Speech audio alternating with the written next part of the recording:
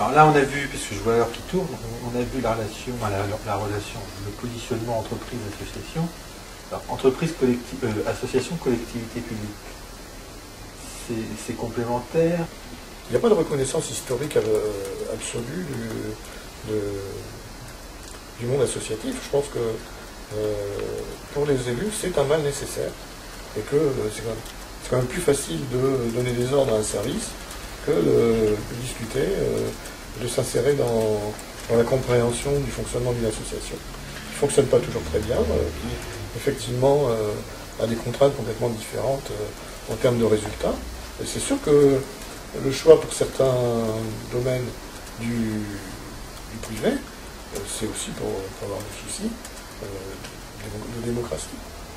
On peut dire aussi, enfin on l'a dit tout à l'heure, hein, mais l'association va là où la collectivité n'est pas encore, on ne pourra jamais être parce que c'est trop précis, ça concerne trop peu de personnes. Mais c'est aussi un problème de vision de la société.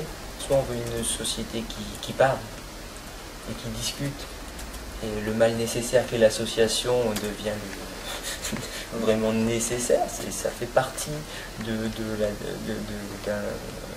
développement de la démocratie locale, de la gouvernance locale. Il y a des associations, quelles qu'elles soient, des choses comme ça. Il faut les écouter, elles ont des idées, des choses comme ça.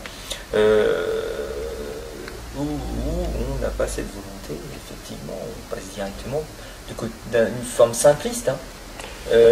Et là, on va sur... De toute façon, il existera toujours des associations, tu le dis. Et là, donc, on va sur des objets plutôt de lutte, où on va avoir des associations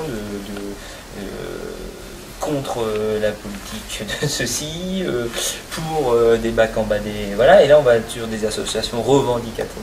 Alors que s'il y avait je pense, une écoute des associations qui sont sur des territoires, c'est pas... Bon, il y a des associations qui peuvent être transversales, effectivement, mais qui sont sur ces territoires. Je pense que ça sera un filtre qui permettrait d'amortir. Je sais qu'on a déjà parlé au sein de l'association et territoire de réunion de consensus, mais je pense qu'effectivement, les associations peuvent être des lieux de consensus, parce qu'elles sont plus proches du terrain, et elles peuvent faire remonter des informations aux élus. Donc là, on a, dans un premier temps, parlé de la plus-value associative d'une manière générale, et Jean-Marie dérive sur la situation un peu ici autour il y a une concurrence entre les associations. Donc globalement, là, si maintenant on pouvait passer quelques minutes sur la réalité de la vie associative sur Évreux et son agglomération, est-ce que la présence associative elle est forte? Est-ce qu'il y a une entente entre les associations? Apparemment non. Alors, moi, je ne sais pas si c'est une spécificité de l'agglomération évreusienne, mais il y a vraiment peu d'osmose ou de... Enfin, je ne sais pas comment expliquer ça, de relation entre les différentes associations. Ou alors c'est vraiment par pôle et par objet simple. Et c'est vrai qu'il manque un liant. C'est d'autant plus vrai que, par exemple, la ville...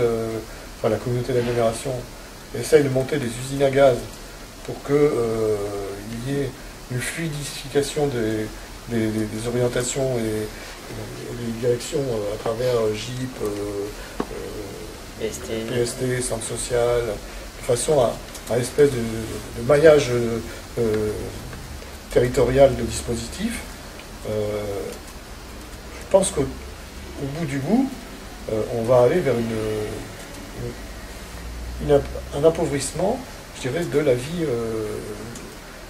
associative locale, ça c'est certain, mais également de la vie des habitants. Et il y a une partie des associations qui est en train de se faire administrer là. Le problème, c'est qu'on est dans le comptable. Donc pour comptabiliser, il faut quantifier. Enfin, on pourra dire des choses hein, sur l'aspect comptable, c'est que de toute façon, l'association coûtera toujours moins cher que la collectivité pour le même service. Hein. Toujours. Il y a des fois, il y a des miracles, à mon avis, ils se demandent encore comment c'est possible.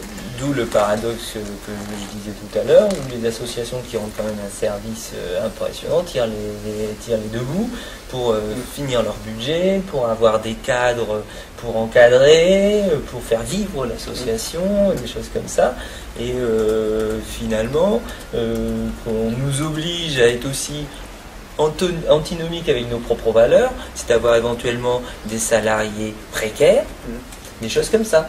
Et alors que c'est à l'inverse des valeurs que l'on a prônées. Parce qu'on parlait du rapport aux entreprises tout à l'heure. Quelque part, je veux dire, les entreprises, elles profitent de tout ce... Et elles ne mettent pas un centime, à la fois de ce que met en place la collectivité locale, et en même temps ce que mettent en place les associations.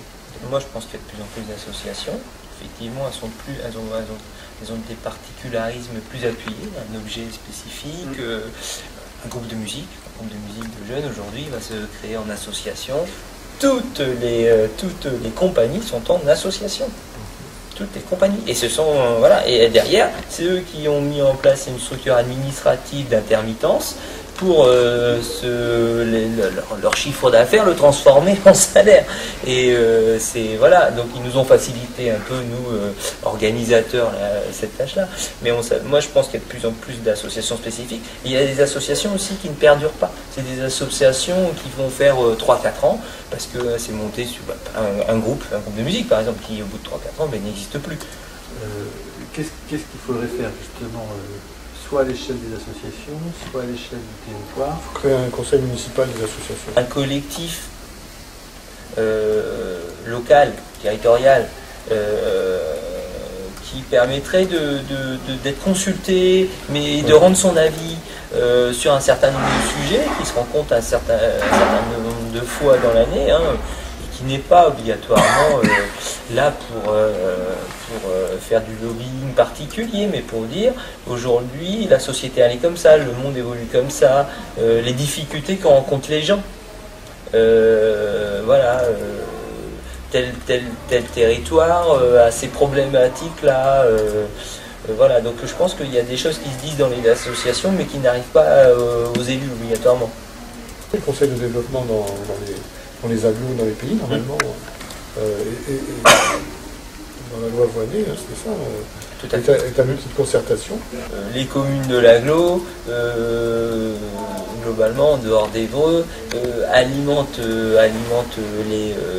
les emplois intramuros à Évreux, et voilà. Justement, alors après, pour avancer, faire avancer notre chapelle, peut-être aussi parce que, bon, on dit qu'on a des relations difficiles avec les collectivités locales, les associations, il faudrait qu'elles dépassent leur approche quartier, etc. Maintenant, j'aurais à revenir sur le rapport à la démocratie, parce que vous l'avez dit tout à l'heure, les associations, c'est la démocratie, etc. Moi, j'entends aussi souvent, c'est qu'on dit que les associations ne représentent qu'eux-mêmes, que les intérêts d'une classe de dirigeants, qui ne sont pas porteurs des vrais besoins des gens, etc. Alors, on a dit que c'était un bon moyen d'apprendre la démocratie. Oui, je crois que c'est ça. Après, ça dépend des structures. On retrouvera tous les travers de la société dans les associations. Mais globalement, il y a un minimum de respect d'un certain nombre de règles. On a envie de faire fonctionner ça dans les règles. Et la démocratie et la règle de fonctionnement de l'association. C'est-à-dire que, par exemple, quand nous, on revendique auprès des collectivités d'être mieux associés à la gestion quotidienne, à l'élaboration des projets, etc., parce qu'éventuellement, nous, en interne, on ne peut pas se retourner aussi par rapport à nos adhérents. C'est-à-dire quand on dit que c'est la démocratie, mais comment elle fonctionne, la démocratie, dans nos associations? On est dans un fonctionnement consumériste, de consommation, ça c'est clair. Le problème, c'est que le paradoxe, c'est faire du citoyen avec de la consommation. Et c'est là-dessus qu'on se bat. Moi, j'ai jamais...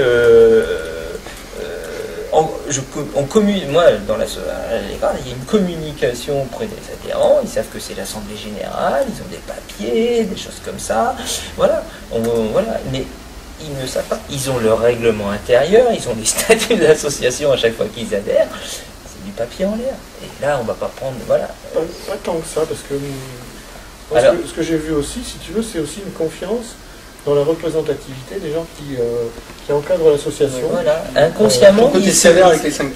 Il y a plus, à mon avis, inconsciemment, je pense qu'il y a c'est une manière vous faites bien, faites-le pour moi, je vous fais confiance, Ah, oui, oui. mais il n'y a pas d'adhésion à aller plus loin. Je dirais les grandes associations n'ont pas à rougir. Elles ont une légitimité forte de mon point de vue, dans la mesure où il y a quand même une partie de la population qui reconnaît les dirigeants associatifs.